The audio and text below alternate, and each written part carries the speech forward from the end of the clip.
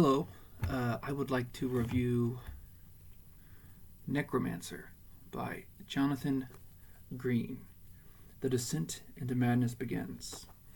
It's a Warhammer fantasy novel. It's pretty good.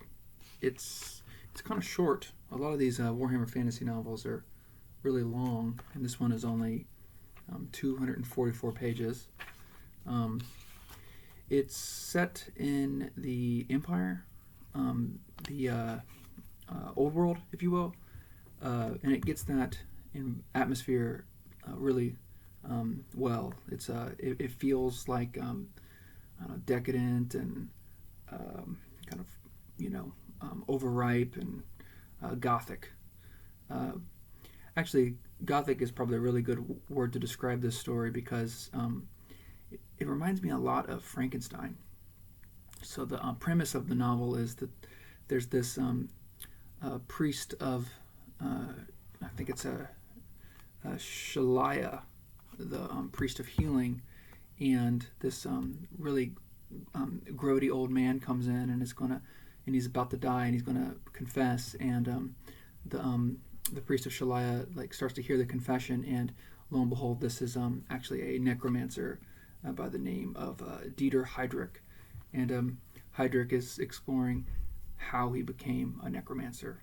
And so Heydrich is, spoiler alert, I'm going to try not to completely ruin the novel, but Heydrich wanted to heal people, wanted to study in this town called Bogenhofen in the Physicians Guild and learn about medicine and learn about how to make people feel better. Well, he gets caught up in this corpse stealing conspiracy, and he's studying anatomy, and next thing you know, he's doing necromancy. He's not very good at it in the beginning, but he is doing necromancy. And there's a lot more there, but because it's written like a confession, it feels very much like Frankenstein. Frankenstein is he's a student who studies natural philosophy, specifically anatomy, same as this character Dieter Heydrich. Frankenstein's written in the first person.